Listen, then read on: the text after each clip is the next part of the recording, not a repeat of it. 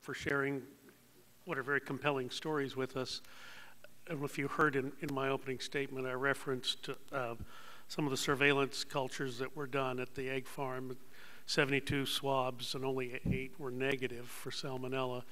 Now, obviously, to me at least, I too spent time on a farm as a youngster, and my family was involved with, in the meat business on my mother's side. I would think that's an outlier. We'll get a chance to ask the egg manufacturers directly.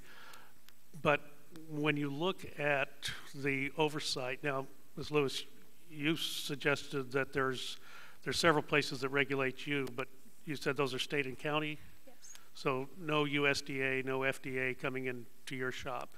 We are not a federally regulated plant. We're a state regulated plant. And so the meat that does come into us is USDA inspected. Okay. Absolutely. But just the notion that you would have that many positive tests and no surveillance by the federal agency responsible for ascertaining egg safety, I mean, that seems a little bit large, does it not? Absolutely. If they're supposed to be a federal agent, you know, on premises at all times, that's his job, as well as the owners, to make sure and to uphold those standards. And he's supposed to be walking around and checking everything, and that's why he's there. That's why they are a federal regulated plant. There's reasons why you have a federal agent in your building mandating it. There's reasons, and obviously those reasons were not met. And Ms. Lobato, your experience with the egg business when you had opportunities to observe it up close and personal, you never saw anything like these astonishing photographs that were shared with us this morning. And that's sort of my recollection as well, though I will confess to you, I've never spent time on a commercial farm, so I don't know, the context in which to place these photographs. Our chickens would be what would be called free range now. They walked everywhere. and I promise you, I am only buying cage-free, free-range eggs from this point on after seeing those photographs. They're fairly dramatic. Now, Ms. Lewis, you said you became sick in the early part of July.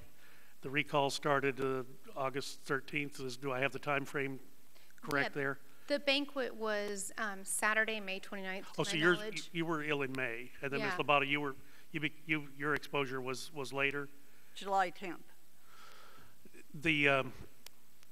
Unfortunately, when you look at some of these things on the recalls, we did tomatoes a couple of years ago, also with Salmonella, it does take time.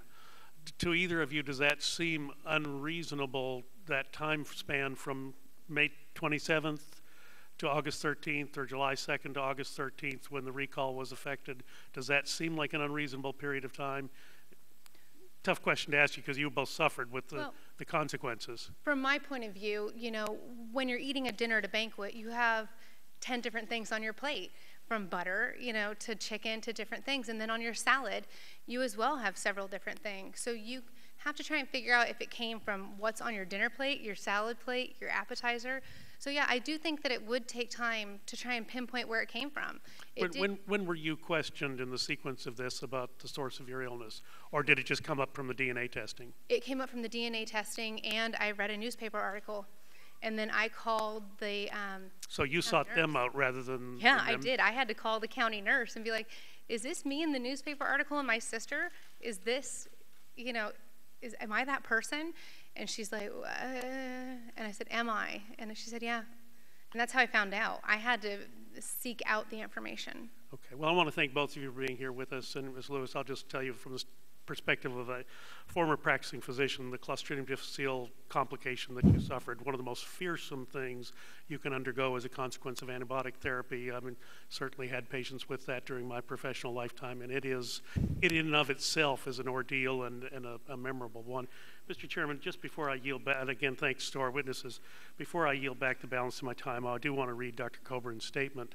If Majority Leader Reid Mr. believes Burgess, this legislation right is now. a matter of life and death, I still have control. I still control the time, Mr. Chairman. Mr. Burgess, if Majority you've Leader been directed Reid that the believes statement would this not. legislation is a matter of life and death, he should Mr. bring Burgess, it to the floor I'd ask you to immediately cease. Your for time a is full expired. and open debate. As Majority Leader, he sets the schedule. I do not.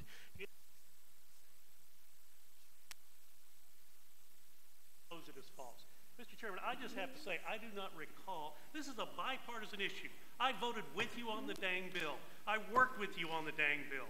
Now, it is just preposterous that you have conducted, or that the majority has conducted the hearing in this fashion. We have to sit here and listen to a member of the Senate be excoriated by members of your side when he's not the problem. Yeah, he may become a problem if Senator Reid brings it to the floor, but if Senator Reid won't bring it to the floor, he's not the problem. So again, I cannot understand why you would turn what is a bipartisan effort into such a partisan excoriated affair. Mr. Burgess,